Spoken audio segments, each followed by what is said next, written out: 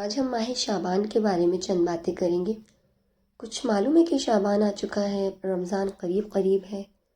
آپ کو تمام نام تب ترتیب وار آتے ہیں اسلامی سال کے؟ سنائیں۔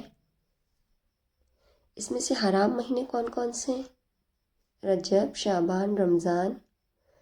اور کیونکہ آپ نے رجب سے شروع کیا ہے تو میرا خیال رہے محرم، صفر، ربیع الاول۔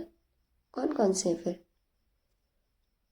محرم، رجب، ذی القعدہ اور ذی الحج۔ ٹھیک ہے۔ اور حج کے مہینے کون کون سے ہیں؟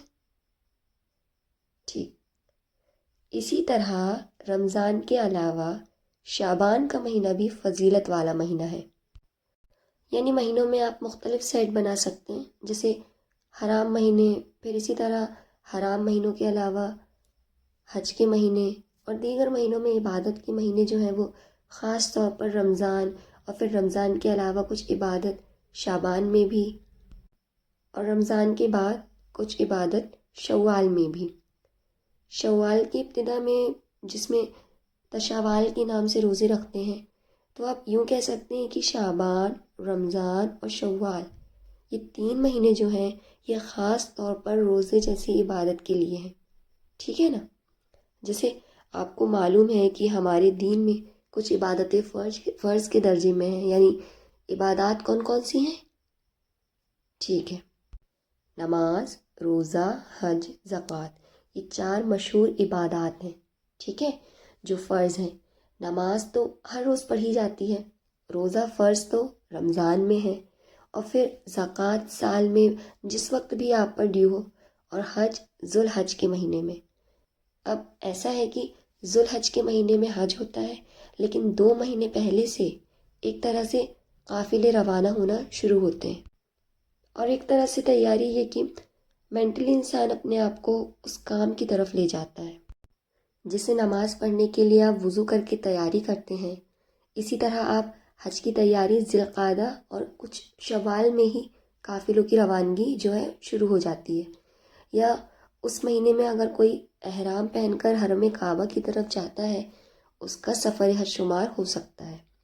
اسی طرح حرام مہینوں میں تو آپ کو معلوم ہوگا کہ عربوں کے ہاں جنگ کرنا جو ہے وہ حرام تھی، اور امن و امان کے مہینے تھے وہ۔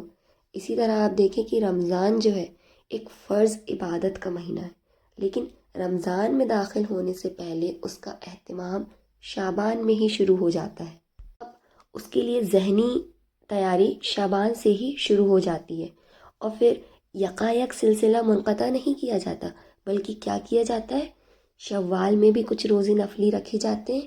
اگرچہ شعبان اور شوال کے روزے نفلی روزے ہیں، لیکن یہ رمضان کے آگے اور پیچھے ہیں، تو شعبان، رمضان اور شوال یہ خصوصی طور پر روزہ جیسی فرض عبادت کی ادائیگی کے مہینے ہیں۔ اب آپ دیکھیے کہ عموماً ہم جب چھوٹے ہوئے روزے ہوتے ہیں وہ سال بھر نہیں رکھتے، اچھا ابھی رکھتے ہیں، اب رکھ لیں گے۔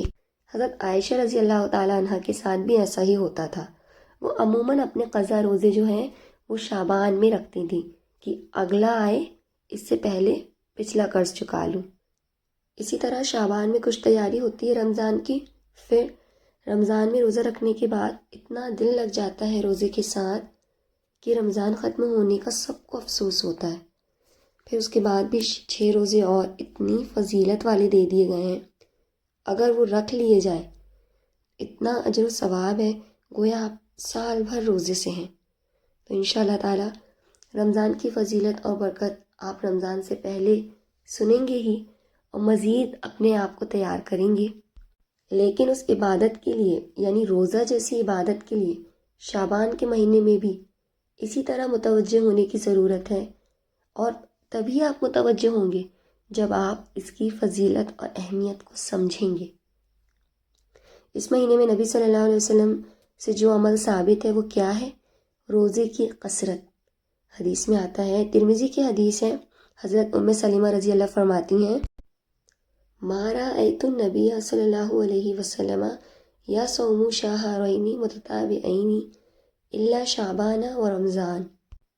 میں نے رسول صلی اللہ علیہ وسلم کو 2 مہینے پے در پے، یعنی مسلسل روزے رکھتے ہوئے نہیں دیکھا سوائے شعبان اور رمضان کے۔